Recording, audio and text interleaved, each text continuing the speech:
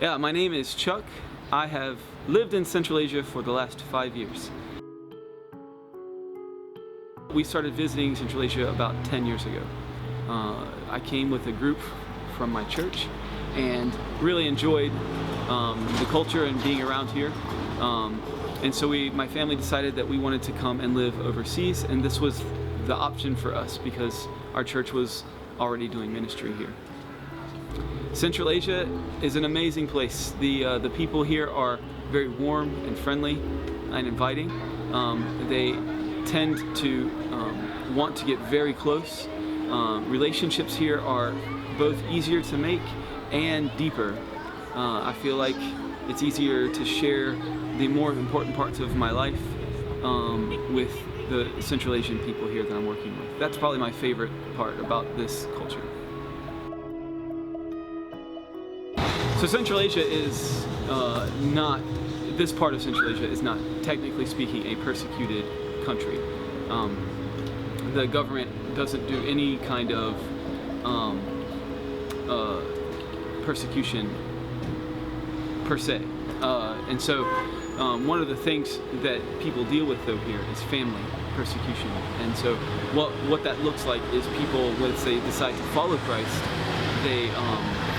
they tend to be ostracized from their family. They also tend to get fired from their jobs, lose friends, and other things like that. And so you may find that a weird way to start a question of how God is, start the answer to a question of how God is working in Turkey. But the thing that I'm seeing through that is that as the Lord calls people, you know, Jesus says that His sheep, they hear His voice, they recognize His voice. And so that's what I've been seeing. And so what these people are saying is that in spite of the fact that my mother and father won't talk to me anymore, in spite of the fact that I'll lose my job, in spite of the fact that you know, my friends will leave me, they have decided to follow Christ anyway. And that it comes with belief and baptism and all of those other things that make them Christian. And so I'm not waiting for big miracles. I'm waiting for those little miracles where God is holding someone in spite of the persecution they're feeling.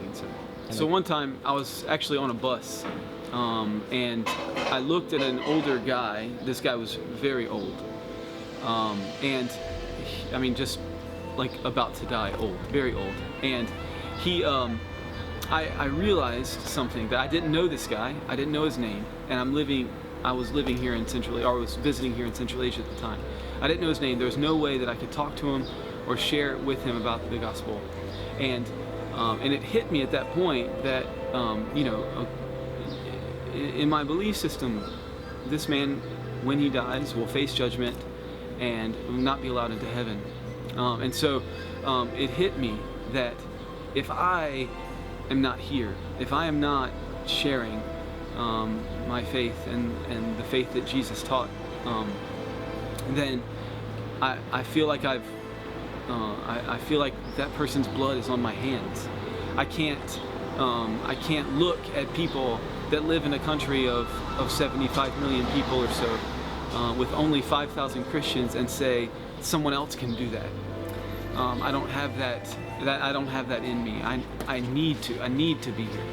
And so at no point have I ever thought, well, if somebody else can do this, I can't think that way. Because just like the old guy, the first guy that I saw there, there's 75 million other people just like him that need to hear it. And if I don't tell them, then there's nobody else who will. There's just nobody here. So.